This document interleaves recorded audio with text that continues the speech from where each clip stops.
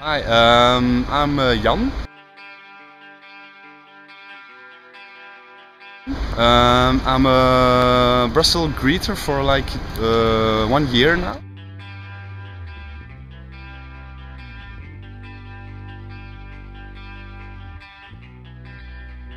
I started to do it because I like to travel and I like to meet people who travel around and to exchange ideas about the city where I live.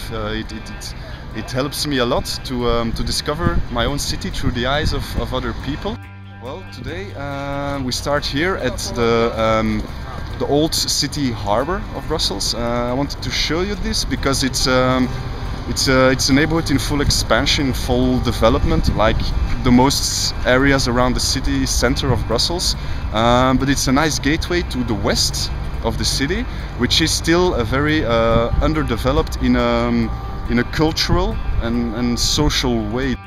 Most of the people who come in Brussels from abroad of the country, strangers, they come to this part of the city around the canal to then move up in a social scale on the social ladder and then to move out to other parts of Brussels, richer parts of Brussels, or even in Flanders and in Wallonia. And that's why it makes such an interesting area around the canal. It's to see how people come from nothing, from scratch, and then they make their lives, they take the opportunities that the city offers them, and then they try to move socially. From the city center they call it the Zinnekes, because it's connected to the river the Zinne, and it's also a nickname for Brussels people. And on this side of the canal they call it Moord de Vaartkapoen. So in Molenbeek, Anderlecht, they're the same kind of street gangs, but they were called Kapoentjes is called, it's a little rascal in fact, Kapoen. And Vaart is an old name for a canal. So it was the name for the gangs were more like the rascals from the other side of the canal. And they were known for having little fights with the Zinnekes because they were from another neighborhood. And you'll find it also here in this statue.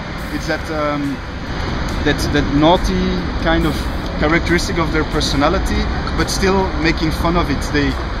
He grabs a police officer in a sneaky way, and he comes out of the sewers. Really, the connection with the water again. And that's I think it's also typically for the Brussels youth that live now here. There's that little edge that they're a bit they don't behave very well, but it stays always in a kind of funny comic book way. Since I'm quite in a love-hate relation with my own city, I like to hear the criticism, but also the nice things that people feel about this city, because it's only my point of view, as I always lived here. So I don't want to become too much on my own island here in Brussels. I really like to know how Brussels influences people, how Brussels, how a city, in fact, because it's not only about Brussels, but how a city can change the lives of people, like it's changing my life every day.